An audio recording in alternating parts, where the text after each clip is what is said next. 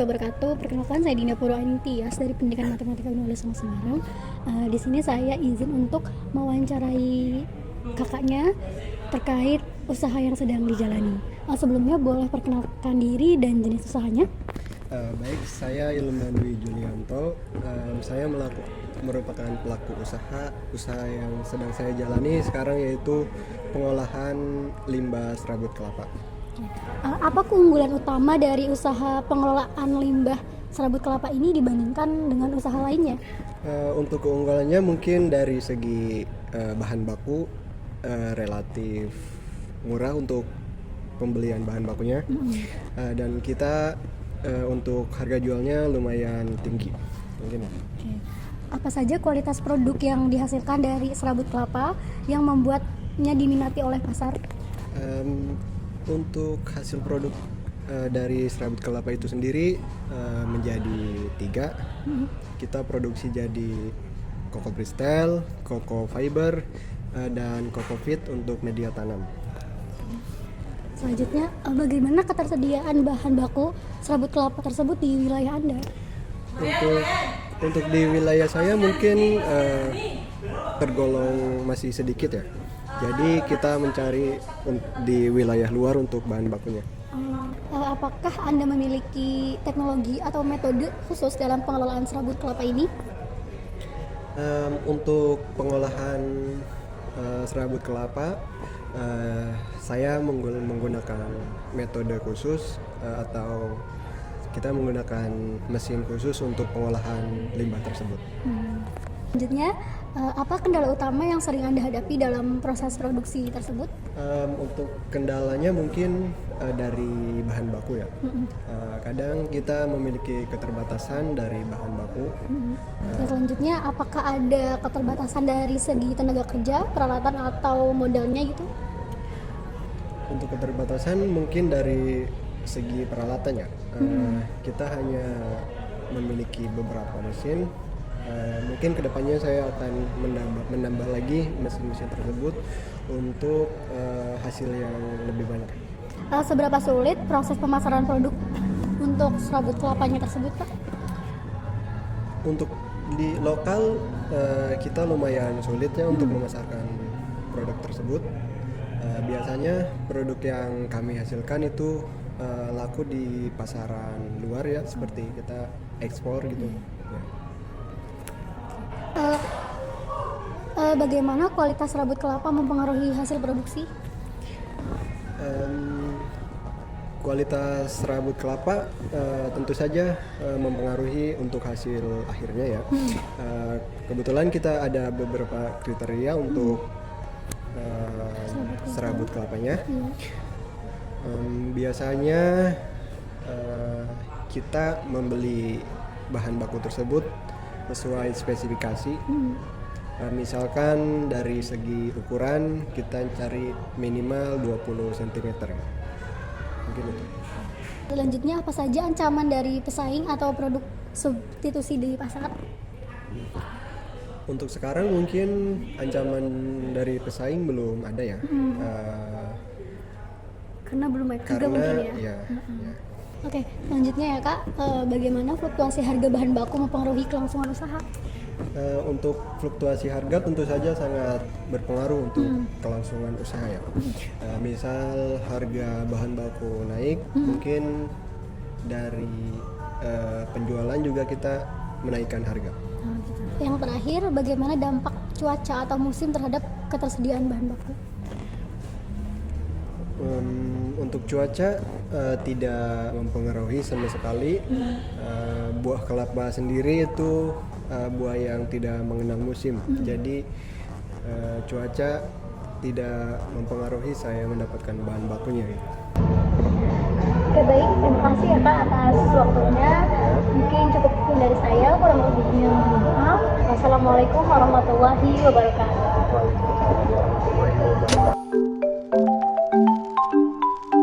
Oke, selanjutnya di sini saya akan memaparkan hasil analisis SWOT dari wawancara yang telah saya lakukan bersama Kak Ilman. Nah, yang pertama itu ada kekuatan atau strength. Yang pertama itu ada bahan baku atau serabut kelapanya itu harganya relatif murah dan mudah diolah menjadi produk yang bernilai jual tinggi seperti Cocofit, Cocofiber, dan lain sebagainya. Nah, yang kedua, produk olahan dari serabut kelapanya itu diminati oleh pasar luar negeri dan memiliki potensi ekspor, sehingga produknya itu dapat memiliki nilai jual yang tinggi. Kemudian yang ketiga, dalam proses produksi sudah menggunakan mesin khusus yang dapat meningkatkan efisiensi kerja. Kemudian yang keempat, bahan bakunya itu tidak mengenal cuaca atau tidak ketergantungan dengan cuaca atau musim, sehingga produksinya itu dapat berlangsung stabil sepanjang tahunnya.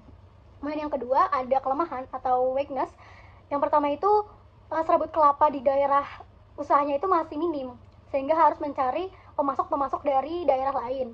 Kemudian yang kedua, meskipun sudah ada peralatan khusus, tetapi dalam proses produksi, peralatan dan mesin produksinya itu masih terbatas, sehingga akan mempengaruhi jumlah produksi. Oke, selanjutnya yang ketiga, produknya itu lebih banyak laku di pasaran luar negeri, sehingga di pasaran lokalnya itu sendiri masih kurang optimal dan belum berkembang dengan baik.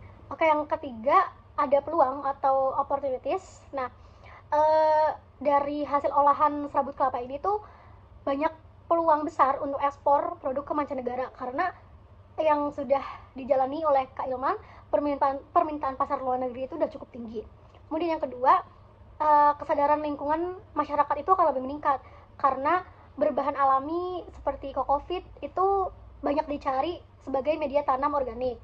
Kemudian yang ketiga, pemerintah dan organisasi itu banyak yang mendukung usaha yang ramah lingkungan. Kemudian yang terakhir itu ada ancaman atau threats. Nah, yang pertama, dalam bahan bakunya itu sendiri. Nah, harga bahan bakunya itu sendiri kan tidak stabil. Jadi hal itu akan mempengaruhi harga jual dan margin keuntungannya. Oke, yang kedua itu, meskipun saat ini pesaingnya itu belum banyak, tapi kedepannya potensi persaingan itu akan semakin meningkat. Dari hasil analisis SWOT dan wawancara, saya ambil kesimpulan bahwa usaha pengelolaan limbah serabut kelapa yang dijalankan oleh Kak Ilman ini memiliki prospek yang sangat menjanjikan, terutama karena bahan bakunya itu murah, hasil produksi bernilai tinggi, dan permintaan ekspor itu cukup besar. Tapi meskipun demikian, usaha ini tuh masih menghadapi banyak tantangan, seperti tadi keterbatasan bahan baku, kemudian peralatan produksi yang terbatas, dan kesulitan dalam pemasaran di lokal. Selanjutnya ada beberapa saran dari saya pribadi, yaitu yang pertama, diversifikasi sumber bahan baku. Nah, maksudnya tuh di sini kan karena bahan baku di sekitar tempat usahanya itu sendiri masih terbatas. Nah, ada baiknya mulai kerjasama dengan pemasok-pemasok dari daerah lain. Jadi bahan bakunya itu tetap aman dan produksi itu bisa berjalan terus. Kemudian yang kedua, investasi pada peralatan. Nah, tadi kan dalam peralatan itu kan masih kurang ya. Jadi supaya hasil produksinya itu makin banyak dan prosesnya itu lebih cepat juga, penting banget Kak Ilman ini untuk nambah alat atau mesin baru. Yang ketiga itu ada perluasan pasar lokal. Nah, jadi biar produk itu nggak cuma laku di luar negeri, tapi dikenal juga di dalam negeri. Nah, itu bisa dilakukan promosi lewat media sosial, misalnya Instagram, TikTok, atau lain sebagainya. Kemudian bisa ikut bazar UMKM atau bisa kerjasama dengan toko pertanian dan tanaman hias di daerah sekitar. Kemudian yang keempat itu ada branding produk. Nah, produk yang punya nama atau brand sendiri itu kan biasanya lebih gampang diingat sama orang, apalagi kalau kemasannya itu menarik, terus bisa bikin produk itu kelihatan lebih profesional juga, sehingga nanti akan mempunyai nilai yang lebih tinggi lagi. Yang terakhir itu kolaborasi dengan pemerintah dan komunitas UMKM. Nah, sekarang itu kan banyak banget program bantuan, pelatihan, sampai modal usaha dari pemerintah dan komunitas pelaku usaha. Jadi jangan ragu buat ikut dan manfaatin peluang itu buat ngembangin usaha kita, sehingga usaha kita itu nggak cuma terkenal di luar negeri, tapi dikenal juga dalam negeri. Baik, terima kasih. Mungkin segitu saja dari hasil pemaparan analisis SWOT saya. Kurang lebihnya mohon maaf. Wassalamualaikum warahmatullahi wabarakatuh.